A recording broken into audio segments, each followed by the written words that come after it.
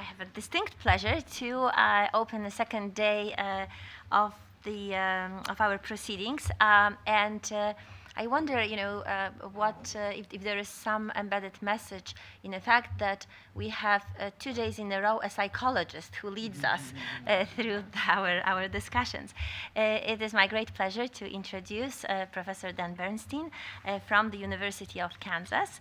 Dan is a psychologist, a prominent psychologist whose research has focused on areas that are really connected to the kinds of conversations that we had both yesterday and will continue to have today. One of the areas of his work relates to the use of technology in evaluating and promoting student understanding, and I was reflecting yesterday as we were having discussions about the MOOCs and about the blended learning, how the work that Dan is doing is relevant to these considerations, and I was very jealous of the group which had Dan as a member of the group for discussion. Another area of work that I think has a high level of relevance to our group that Dan pursues is the impact of presentation media on student cognitive performance. In Dan's work, he looks at, for example, the ways in which web-based learning translates into the learning outcomes that we hope students will achieve. Dan has also made some significant contributions to us understanding and improving ways in which the process of peer review of teaching can proceed. We've had very good conversations on this topic last year, and if you have a chance to grab Dan during the break, I strongly encourage you to pursue conversation with him in this on this topic, because he has some very helpful insights to contribute. And another area that I wanted to highlight is the use of assessment data in curriculum change. So a very comprehensive set of interests, very relevant to the improvement of teaching and learning.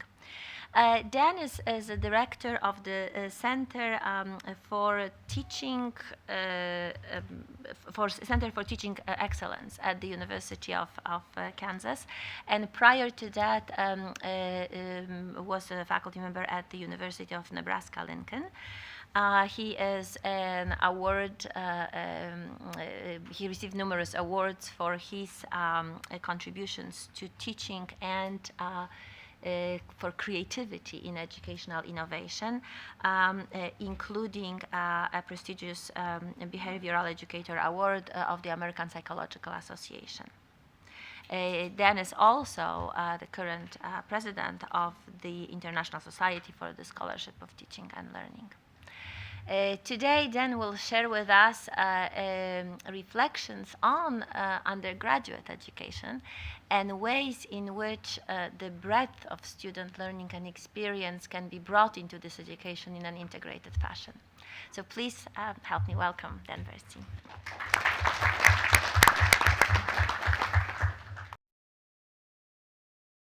It is a pleasure to be here, and thank you, Anna, for those very kind remarks. My invitation to come was couched with the possibility that I would discuss this topic using examples from my home campus. And I hope that's an acceptable instruction. This will not be a survey of all the work I know of in the world. And I fill it with pictures from my campus that I've taken of various buildings that we have. The psychology department is housed in that building. Here are the major ideas that I'd like to put on the table for your consideration.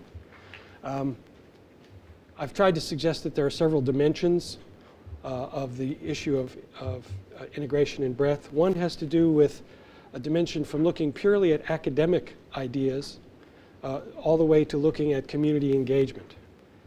So when we talk about breadth, that could be breadth within a set of academic ideas only, the things we share with each other, or to the community. And a sense of perspective in which sometimes we look at things in an integrated across many ways. In my field, there's a journal that is specially for people who write integrative papers across areas versus very focused work. Most of our research tends to be in a more focused area. And then third, whether the work is done by individuals or involves collaboration. And that collaboration can be both among faculty members, but also among students. What we are told all the time in the US is that our students are not good enough at collaboration, that in the worlds of employment they're going to work together, and that they don't come to the work world ready to do that. And what I'll suggest is these play out in individual courses, in academic programs or majors. It could be a department or some other unit, and also in the curriculum as an institutional whole. Now, my premise will be that the development of this breadth or integration isn't magic, nor is it just for the few students who have a gift. It's something that can be developed, but it needs to be developed systematically. And so what I'll try to do is give examples of ways in which people have built courses, programs, and a whole curriculum to try to promote that integration and breadth. As I said, I'll work from a few KU examples that illustrate these. I want to make clear to everyone that these are not typical or the majority of the way things happen at our university, but these are people who serve sort of as an existence proof.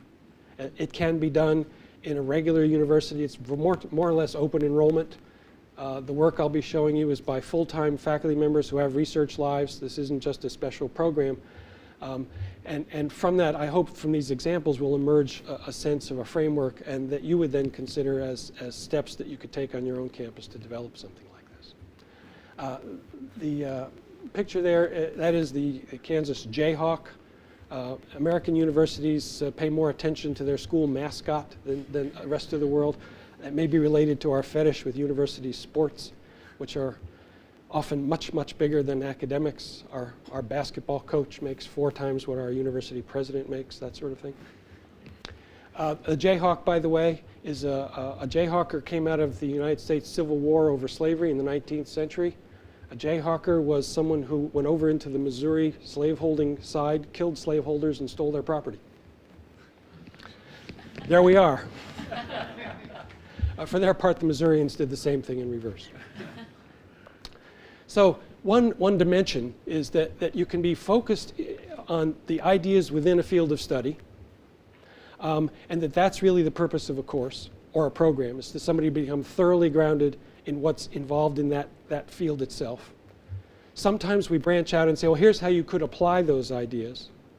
But at the most, I think, broad end, the work is done engaged in a community. And so I want to share a couple of examples when faculty members have done this work. This is Danny Anderson. He participated in a workshop in our center, out of which this course evolved. He was then the chair of the Spanish department. He's now the dean of arts and sciences in our campus. He was teaching a course in Spanish language and culture. Lawrence has a large number of non-English speaking Mexican immigrants. And so he had his students work in a community center, helping those people do things they needed to do in the city, working as their translators and assistants. And then what he tried to do was to see whether that work motivated them to be more engaged with their learning of Spanish language and culture. Now, I'll be showing a lot of screens that look like this. We take faculty work and make it visible in a gallery on our website. These are in a genre called course portfolios. And so I just show them not because, I mean, some of you at the front may be able to read that, but this is where the material exists. And in your handout and downstream, I'll show you the URL so that you can get to any of these if you wanted to. But his idea was that if the students are motivated to be able to converse and learn about the people they're helping, that would drive their interest in Spanish language and culture. His assignment was a reflective journal. For those of you who are Spanish speaking, I had two years of Spanish in junior high, and I can figure out that middle paragraph pretty well. He gave clear feedback on their work. He had a set of criteria that spoke to their using their knowledge of Spanish in their reports about their experience and what they learned about the culture of the Lawrence immigrants. And then at the end, he reflected on what he got from it. He still offers a course in this format, But he also talked about how it was a wedge for curriculum reform in his department. That he was able to talk to his colleagues and say, you know, we don't have to do just Spanish language and literature. When we expand this, when we get people involved in the community, they take on their understanding and interest in Spanish in an entirely different way.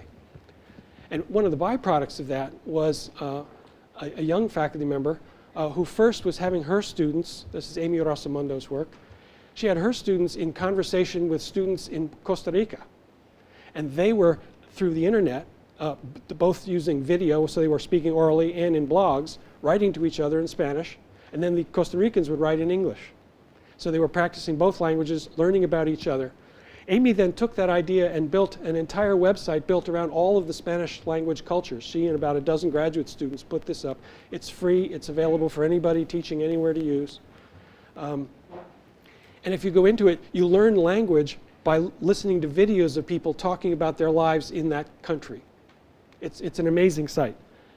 I believe Amy's work was made possible because Danny reflected on the community engagement and saw what Amy was doing with Costa Rica and encouraged her to develop this major site.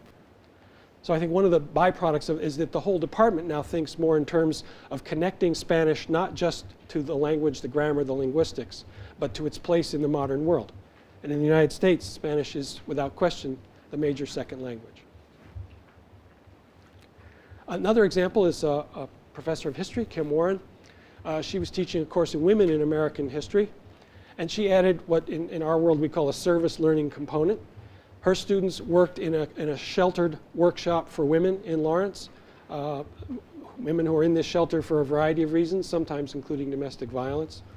And she was interested in the impact that that experience had, not just on their personal growth and transformation, though it certainly does that, but also in their interest in history and whether they use that to connect to their understanding in history. So she had reflection papers tying the community engagement to learning. And here from her course portfolio, she says, you know, service learning adds to these by making learning more relevant and helping students to understand the world is much bigger than their own experience. So they're learning history, they're learning something about life. This just shows that this work requires a lot of help. So faculty members can get help to find community settings. There are good examples of how you construct assignments, how you hold the students accountable, get reports from the community agency on how well the students are performing their work. So it's not just, you know, go out and have a good time and then come back in a month. It's carefully structured work. That scaffolding is important. And in our course portfolios, we always have a lot of examples of student work. So you can see examples of papers and how they are graded. And Kim shares her rubric. Now, rubric is a weird word. I don't know how it translates well. It makes me think of third grade. You know, in grade school, the teacher had a little rubric and checked things off. That field has evolved quite a bit in the last 20 years. It's now dressed up and called cognitive apprenticeship rubrics. The notion being that people's intellectual development is a process of apprenticeship. As you're around more and more sophisticated thinking, you acquire those skills. And so what we encourage people to do is to keep track of that development by mapping their progress across different stages or levels. And so Kim shared hers, and here was whether they were showing a connection between service and the course topics. So a good student would recognize the intersections of gender, race, and class and relates it to specific readings in the course on history. A minimal would mention some course-related topics but not show the connection.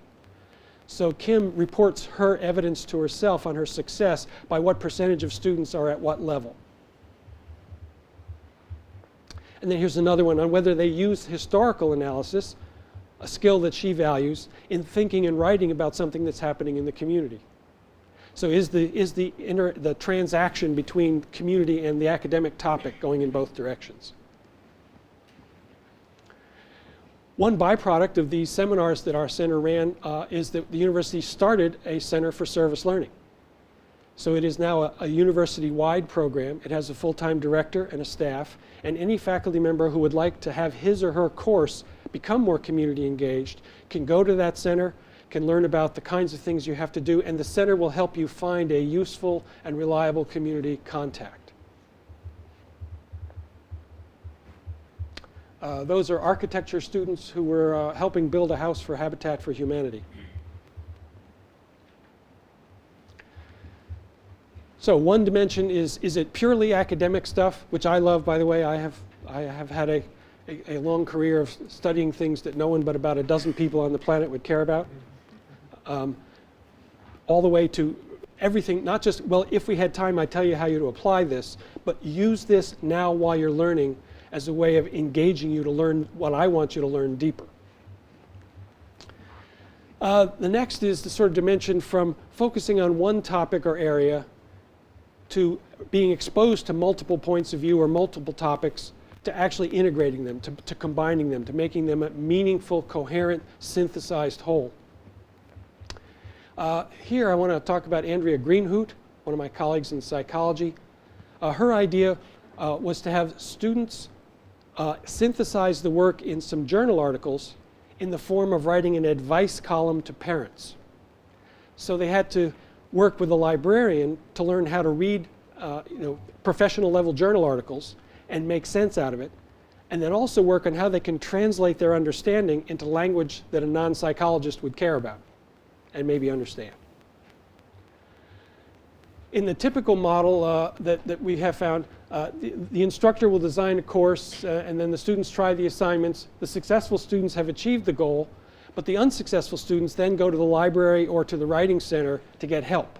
So those are seen as remedial places. Dia and I, working with an idea from Patricia Iannuzzi in Nevada, decided to instead move the library instruction and the writing center into the design of the course. So when the course is being put together, those people help the instructor design assignments. The jargon term, the edubabble term we use is scaffolding, that you build a support around the developing student.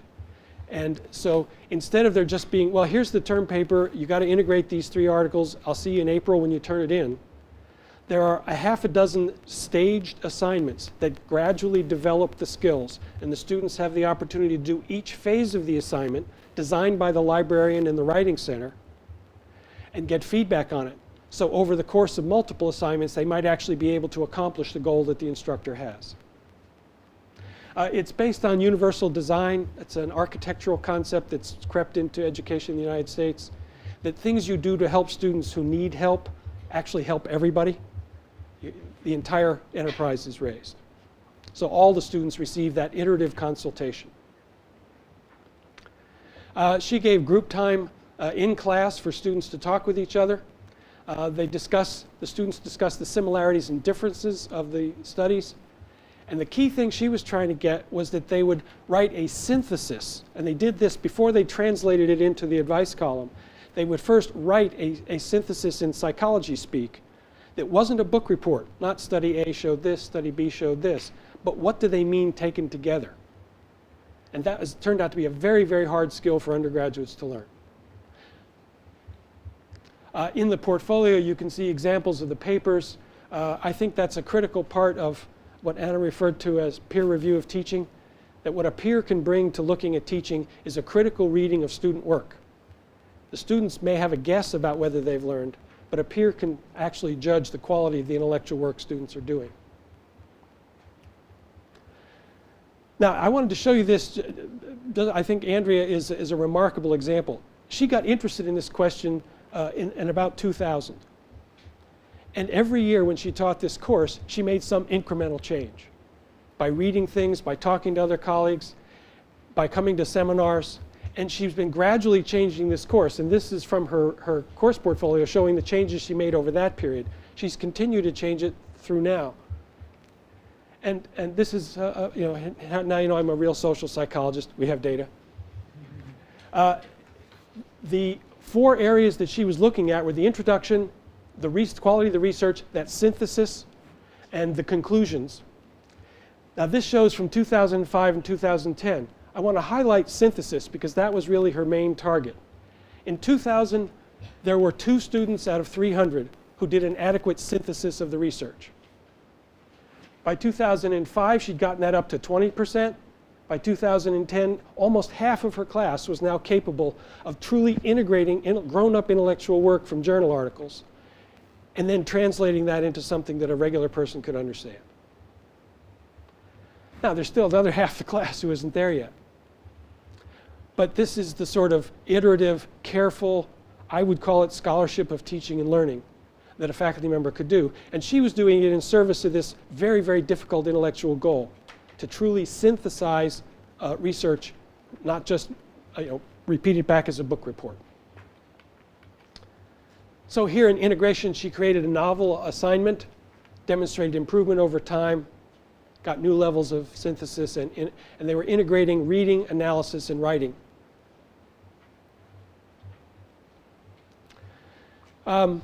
Degree of collaboration.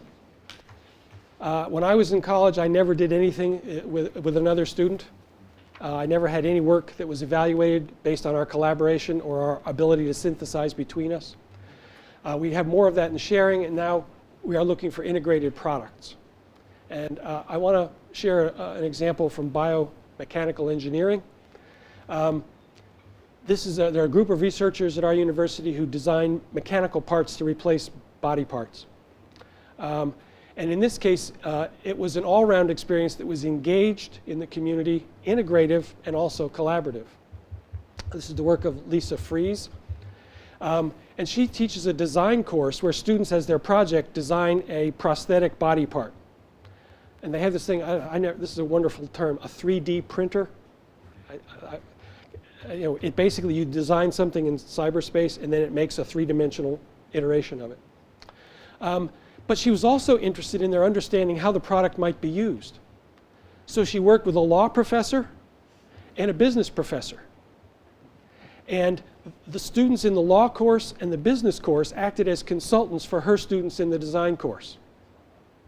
And so that they could find out whether the liability for the product was met. They could find out, what do you need to know about who would want the product? So market analysis.